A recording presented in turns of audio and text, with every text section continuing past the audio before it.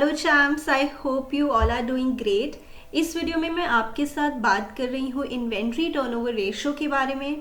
That due to certain transactions इस ratio पे क्या फ़र्क पड़ेगा, will this ratio increase decrease और there will be no change. पहले तो आपको पता ही होगा that inventory turnover ratio is one of your activity ratios और टर्नओवर रेशोज़ और परफॉर्मेंस रेशोज़, और ये टाइम्स में कैलकुलेट होती है। What is the formula for inventory turnover ratio? Cost of revenue from operations upon average inventory. Let me explain. So, inventory turnover ratio का formula है cost of revenue from operations. जैसा कि आपको पता ही है that revenue from operations is sales. तो ये एक तरह से हो गया cost of sales.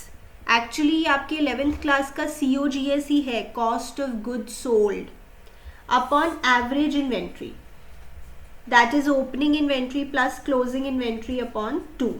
Okay, ये रेशो बताती क्या है? This ratio tells us how efficiently we are utilizing our inventory, मतलब how fast our inventory is moving and getting converted into sales.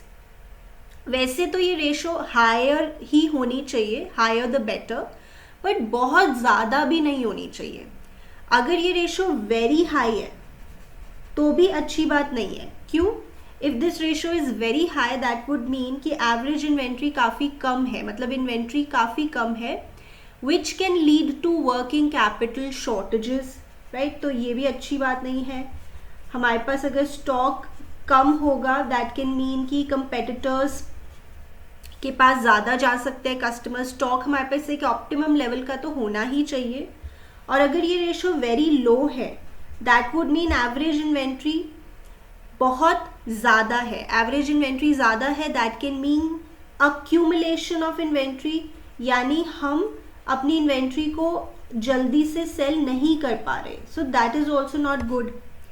सो ये एक ऑप्टिमम लेवल पे होनी चाहिए, बट हाँ थोड़ी ज़्यादा ही होनी चाहिए। वैसे थोड़ी ज़्यादा होगी रेशो तो उसका मतलब होगा कि ज़्यादा सेल्स जनरेट हो रही हैं, इन्वेंट्री जल्दी से सेल्स में कन्वर्ट हो रही है।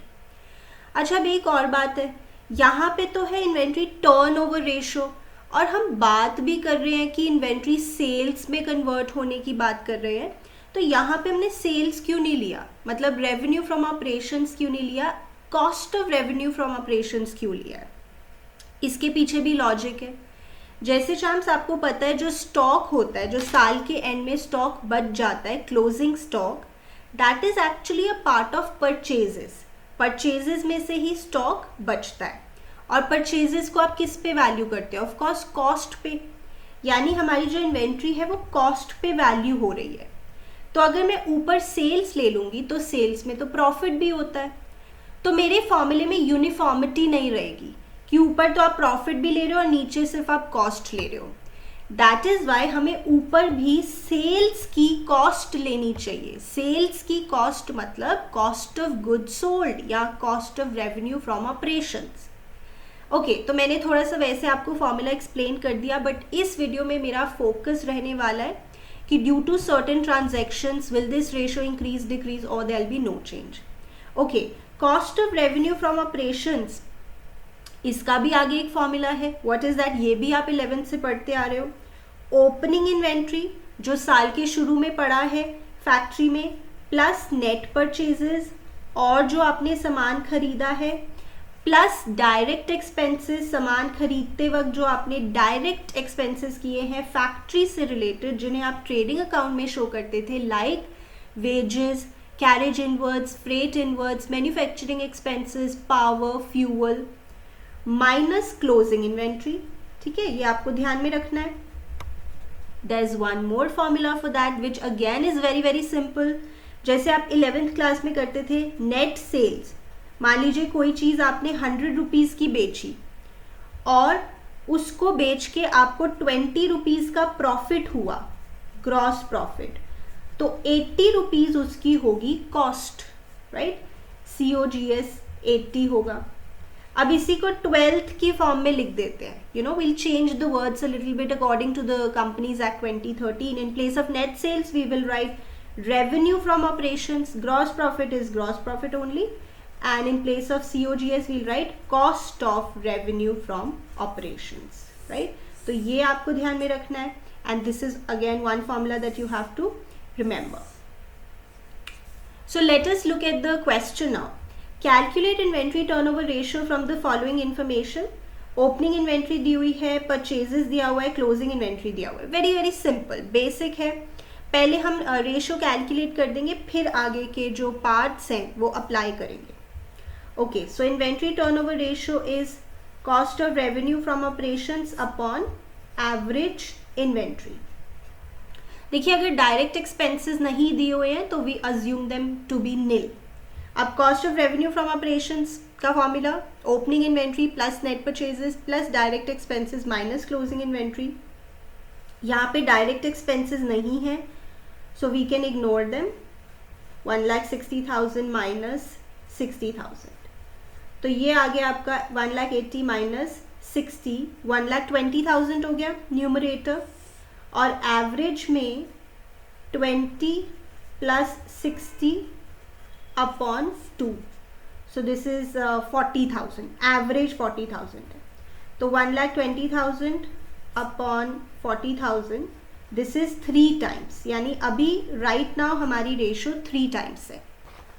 ओके चैम्प्स, आगे के पार्ट्स करवाने से पहले मैं कुछ चीज़ें आपको बताना चाहती हूँ जिससे आपको सॉल्व करना ईजी हो जाएगा.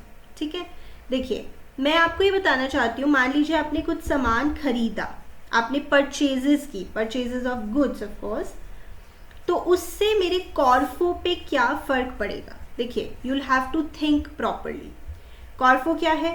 Opening inventory plus purchases plus direct expenses minus closing inventory. ध्यान से सुनिएगा, अगर आपने परचेजेस की हैं तो ऑफ कोर्स परचेजेस बढ़ जाएंगी.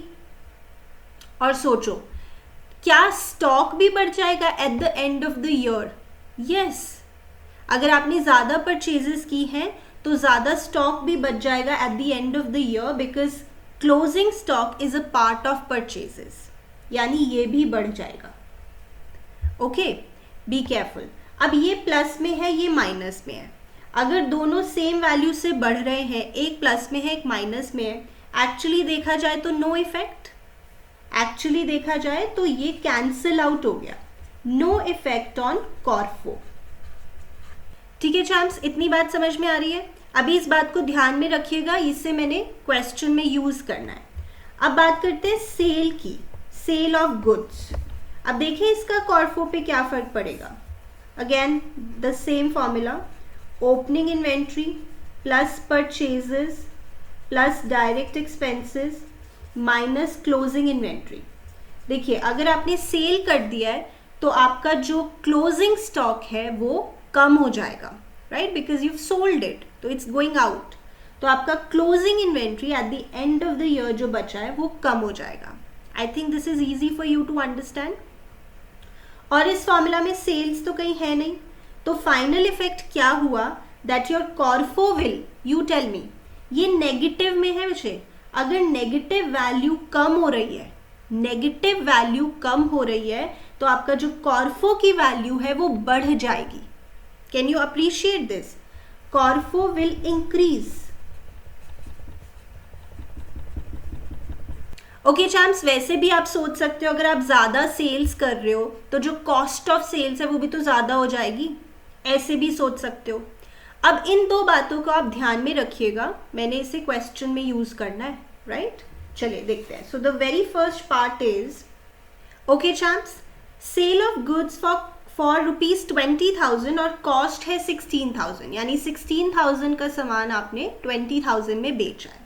हमें बताना है कि इसका हमारी रेशो पे क्या फर्क पड़ेगा. क्योंकि हमारे पास सारी वैल्यूज भी है ना, तो हम मैथमेटिकली करके देखते हैं. अभी जैसे मैंने आपको बताया था कि जो कॉर्फो है that is of course opening inventory plus purchases. वैसे डायरेक्ट एक्सपेंसेस भी होता है, बट इस क्वेश्चन में नहीं है तो अभी हम नहीं लिखेंगे. अगर आप सेल कर रहे हो तो आपका जो स्टॉक बचेगा eight the end of the year वो कम बचेगा, राइट. आपका क्लोजिंग इन्वेंट्री कम हो जाएगा. आप बताओ कितने से कम होगा, 20,000 से या 16,000 से? ऑब्वियसली इन्वेंट्री को तो आप कॉस्ट पे ही वैल्यू करोगे, वैसे भी प्रूडेंस कहता है कॉस्ट और net realisable value whichever is lower, उस पे आप क्लोजिंग इन्वेंट्री को वैल्यू करते हैं। तो आपका क्लोजिंग इन्वेंट्री कम हो जाएगा, आप बताइए कितने से कम होगा, 16,000 से। बाकी वैल्यूज देखो सेम रखते हैं। ओपनिंग इन्वेंट्री हमारे पास कितनी थी, 20,000, परचेजेस 1,60,000, और वैसे क्लोजिंग इन्वेंट्री थी 60,000, बट उसे हम 16,000 से कम कर देंगे, so that will be 44,000। So what is the value now, this is 1,36,000। ये हमारा कॉर्फो हो गया। ओके चैम्प्स, तो हमारा जो न्यूमरेटर है रेशो का वो 1,36,000 हो गया। अब डिनोमिनेटर में क्या होता है, average inventory, opening inventory plus closing inventory upon 2। अब जो एवरेज इन्वेंट्री है उसमें भी तो ऑब्वियसली अभी हमने देखा है क्लोजिंग इन्वेंट्री की वैल्यू चेंज हुई है, तो अब उसको चेंज करें ना। ओपनिंग इन्वेंट्री कितनी थी क्वेश्चन में, 20,000। क्लोजिंग इन्वेंट्री अभी हमने देखा कि कम हो गई है, अब हो गई है 44,000 upon 2। Okay, so this is 32,000। Okay, now अब हम रेशो निकाल के देख लेते हैं। न्यूमरेटर है 1,36,000, डिनोमिनेटर है 32,000, आंसर निकलता है टाइम्स में, so this will be 4.25 times. बताइए क्या आंसर निकला, पहले रेशो थी 3 टाइम्स, अब हो गई है 4.25 times, so the ratio will increase. I hope you are getting this. Okay, okay champs, let's look at the next part. Increase in the value of closing inventory by rupees 20,000. Of course, इससे हमारे कॉर्फो पे भी फर्क पड़ेगा और average inventory पर भी। So let us calculate the new corfo now. Opening inventory was how much, 20,000. Purchases was 1,60,000. पहले हमारी इन्वेंट्री कितनी थी, 60,000, अब 20,000 से बढ़ गई है, so this has become 80,000. So now the new Corfo is 1 lakh rupees. Let us find average inventory now. Opening inventory plus closing inventory upon 2. So that is 50,000. और हमारी जो ratio है that will be 1 lakh upon 50,000 is 2 times. पहले थी 3 times. So the ratio will decrease. Quite easy this is. Okay champs, let's look at the next part. Goods purchased for rupees 40,000. जैसा अभी मैंने आपको थोड़ी देर पहले बताया भी था। So goods purchase की वजह से obviously your purchases will increase. Opening inventory तो 20,000 ही है, purchases थी 1,60,000, अब 40,000 से increase हो गई.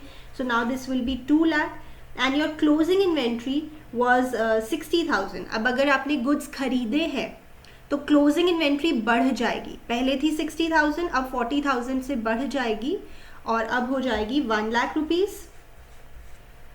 Okay, so now this value is 1,20,000 and average inventory उसमें भी तो क्लोजिंग इन्वेंट्री होता है। ओपनिंग इन्वेंट्री तो 20,000 ही है और closing inventory is 1 lakh, so 1,20,000 upon 2 is 60,000. So what is the answer? Our new ratio is 1,20,000 divided by 60,000. So the answer is 2 times and the ratio will decrease. Is that clear to you champs? Champs, जो मैंने आपको बताया था कि जब आप purchases करेंगे तो आपकी परचेजेस ऑफ कोर्स इंक्रीज हो जाएगी कॉर्फो में जो होती है और क्लोजिंग इन्वेंट्री भी इंक्रीज हो जाएगी, तो there be no effect on CORFO. अगर आपको क्वेश्चन में वैल्यूज नहीं दी हुई तो आप इस तरह से सोचेंगे, right? Okay champs, let's look at the next part now. अगर परचेजेस रिटर्न हो जाए 10,000 की, यानी जो आपने सामान खरीदा था वो आपने वापस कर दिया है, तो ऑफ कोर्स आपकी परचेजेस कम हो जाएंगी। ओपनिंग इन्वेंट्री था 20,000, परचेजेस थी 1,60,000, बट अब वो 10,000 से कम हो जाएंगी, सो 1,50,000। और सोच के देखिए, अगर आपने सामान वापस कर दिया है तो आपका जो क्लोजिंग स्टॉक है वो भी तो कम हो जाएगा। पहले कितना था क्लोजिंग स्टॉक, 60,000, अब 10,000 से कम हो जाएगा, so now that will be 50,000। तो ये आपका आंसर आ जाएगा एक्चुअली द सेम, अभी भी कॉर्फो आपका सेम ही रहेगा 1,20,000। तो आपको कैसे लिखना है, purchases return shall decrease the amount of purchases